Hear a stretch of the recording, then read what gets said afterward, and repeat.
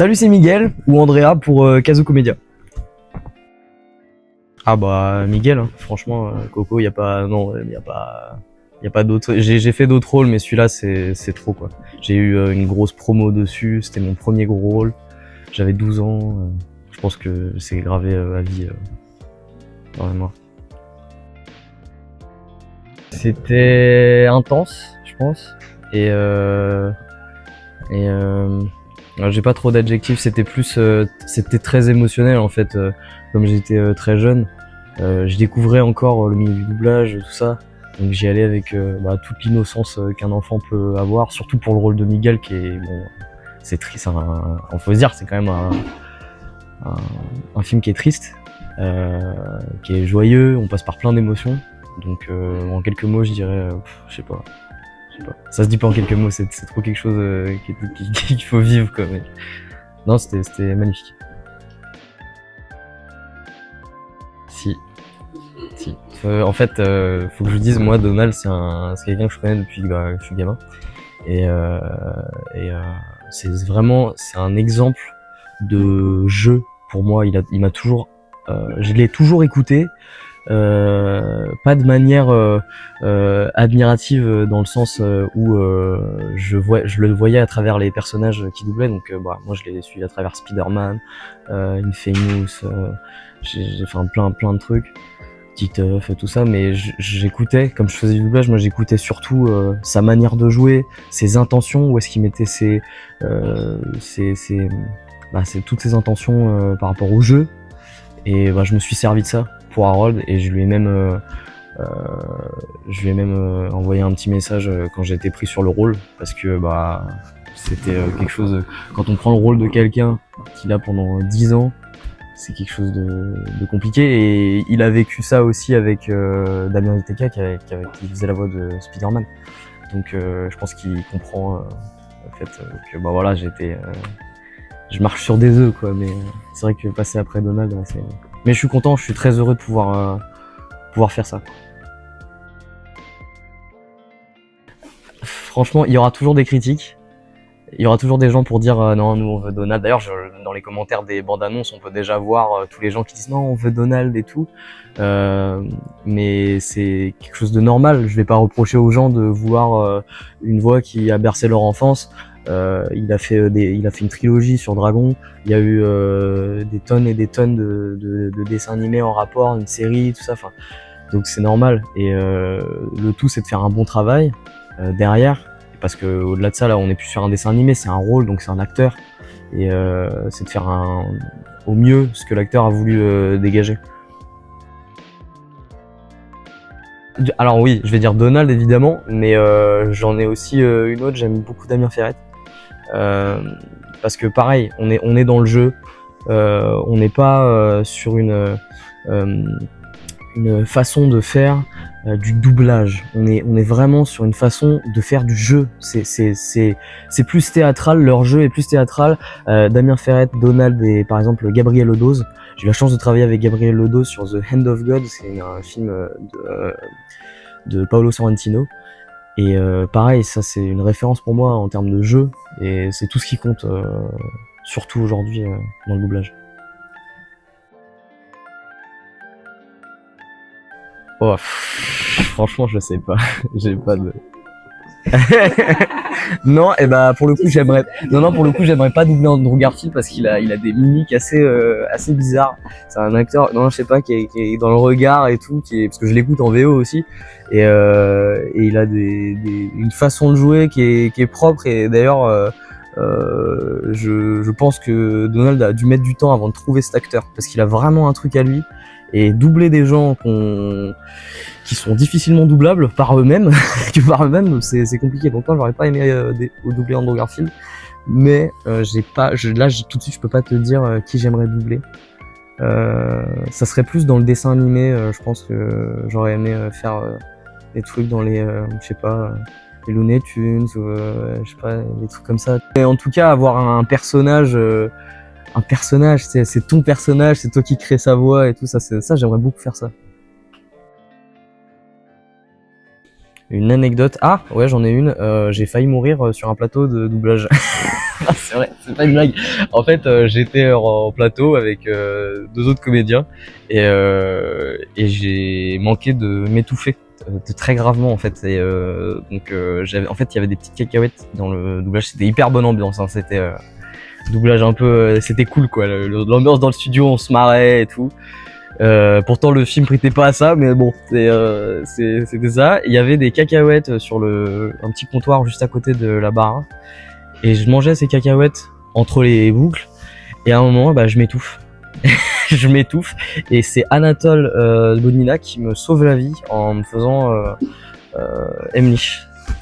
Heimlich, pour ceux qui savent pas, c'est des compressions abdominales pour sauver la vie des gens qui s'étouffent.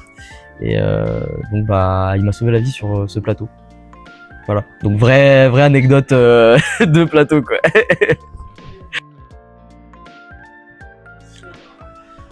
Si je devais en choisir un, bah je peux pas. Hein.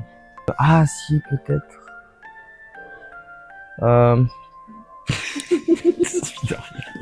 Non, ça serait. Je pense que ça serait dans le jeu vidéo. C'est des personnages comme. Bon, j'ai pas du tout la voix assez mature, je suis pas assez vieux pour faire ce rôle, mais Joël dans The Last of Us, c'est le genre de personnage très intense. J'aime quand c'est intense dans le doublage, et bah, c'est le genre de trucs qui sont super cool à doubler quoi. J'allais dire Dante pour la blague dans le film, mais mais non, bah Miguel, je pense. Comme je me retrouvais beaucoup dans ce personnage, comme je fais de la musique et tout ça, je pense que ce sera avec lui.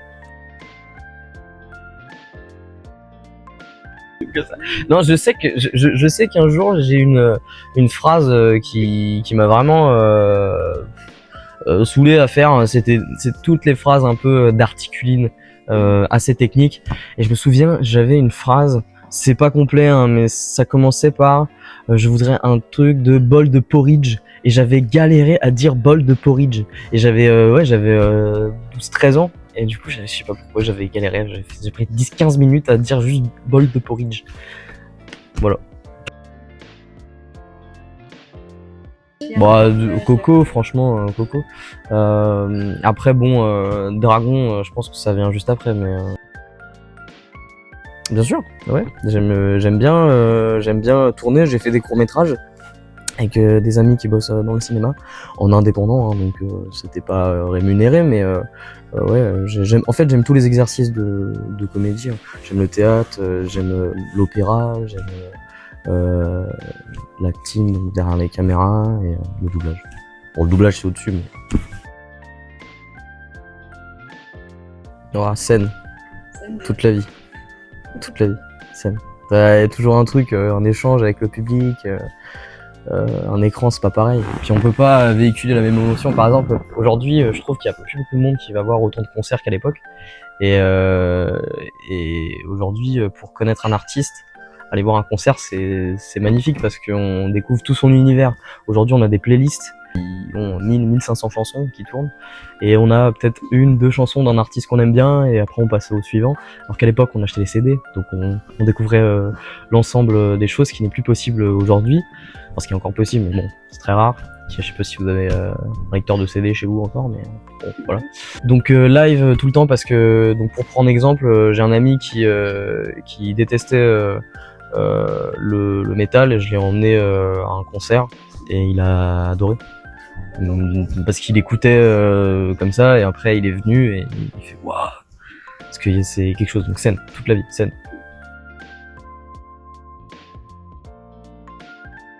Non, ça va. Franchement, ça va. J'avais peur au début de devoir choisir entre l'un ou l'autre, parce que bah, je suis vraiment passionné par les deux. Et au final, non, j'ai du temps pour les deux. Vraiment, j'ai du temps, et j'ai même encore du temps à côté.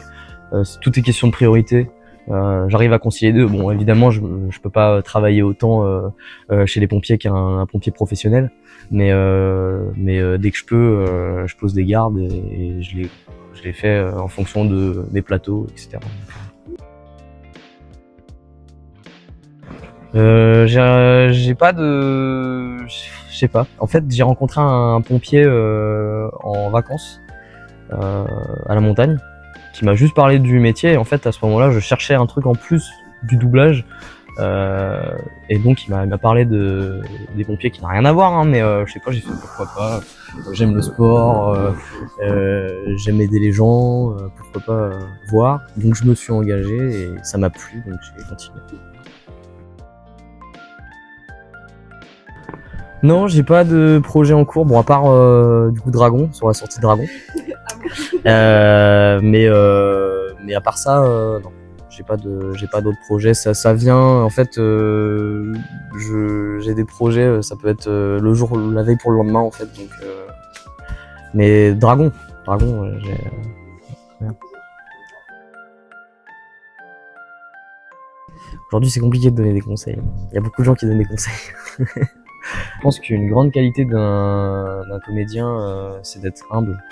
Parce que c'est un métier, regardez, on fait une interview, moi je suis personne, hein, j'ai pas de, on parle, on fait des voix dans des films, donc certes c'est un joli métier, mais voilà, j'ai pas de vrais conseils à donner. Après, ça sera évidemment du jeu. Si on rentre plus profondément, ça sera des conseils de jeu, ça sera comment placer sa voix, quand je dis placer sa voix, c'est par exemple, moi, j'ai des petites difficultés à crier.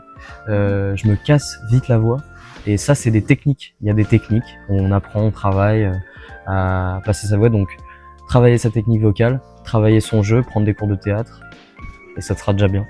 Après, le doublage, c'est quelque chose, c'est un exercice qui est compliqué. Donc pratiquer, et après ça vient. Ah non, Arnaud Laurent, lui, il va tout le temps crier sur l'action. Ouais, bah oui. Ouais. Ouais. La manière de crier pour pas se fatiguer, ouais, c'est un vrai travail. Je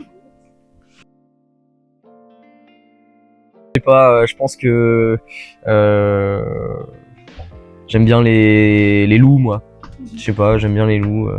Parce que j'ai ce côté très familial, j'aime beaucoup ma famille, donc la meute, discret, j'aime bien les loups. Et puis j'adore les chiens, donc. Mais bon, j'ai un chat, donc je pourrais dire un chat aussi, donc. Et une araignée. Non, je sais qu'il y a beaucoup de gens qui détestent les araignées, moi j'adore les araignées. Non, il y a aucun lien.